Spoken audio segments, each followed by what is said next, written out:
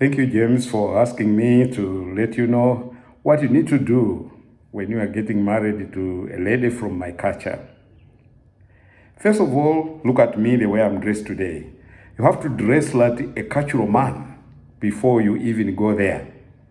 And most of the times you go there with a team that has been trained before they go there. And when they go there, the first thing that they do is to knock on the door. When you knock on the door and they don't answer, don't open the door. Wait until they answer. When they say come in, then you go inside. And when you go inside, you just remain standing. And when you remain standing, it is because they know that if you just sit, you have to pay a fine. So when they say sit down, then you sit down. And when you sit down, they will not speak to you anymore. They will expect you to put money there. If you put a $10, they will not speak.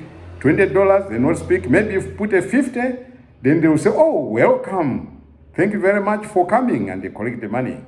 And then, all negotiations have to be done using a plate. And therefore, you have to pay money and say, oh, can you bring a plate? And then they'll say, oh, yes, oh, we forgot. And then they go and bring the plate and put it on the center. And then they start asking things. They say, oh, can we help you? Says, yeah, we have come, because of the lady in here. And therefore, our brother is interested in the lady, would like to get married to her. And, we have asked her and she's willing and all that. In the process of saying that, then they will say, oh, we need to ask the lady, but how do we ask her? Then you put money in the plate, and then they call the lady and they ask her, and then says, yes, these are the people, okay. And then you are just waiting to hear from them. You don't lead, they need to be leading you. And they say, oh, there is a mother that bore that child. I don't know what you are going to do, because she has been asking us to think about it. You pay money and say, oh, thank you very much. There is a father, thank you very much. There is auntie so-so. And then when they start talking about aunts or uncles, or you just take like $200 and just put in the plate and say, this covers all the aunts, all the uncles, all the nieces, all the nephews. And when they accept it, they laugh and accept it, and they know that you are a very clever man. And then after that, then comes the real thing, the actual Obora. And the actual Obora now, they will tell you, oh, our daughter went to university. After going to university, she has been working and supporting the family. And that being the case, then, the Obora is not just as simple as any other person you take from the village. You need to understand the situation that we are in and the like, and by her being taken by you, there is a loss to the family. And therefore, you need to do something about it. Then you just keep on saying, how many cattle? How many cows do you want? How many cows do you want? And then they reach a point of saying, oh, okay, we need 30 cows. And the 30 cows, each one of them is $1,000.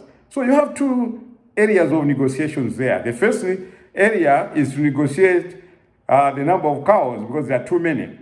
And when you are negotiating and you see that they are not, willing to do anything, you tell them, time out, we are going out, we need to go and consult. So you yourself will be in somewhere else because you don't negotiate for yourself. And then they will come there and they talk to you about it. What can we accept and what can we not accept? And then after you have agreed, they come back into the negotiation table. And then they tell them that, no, we can only agree to 20 cows.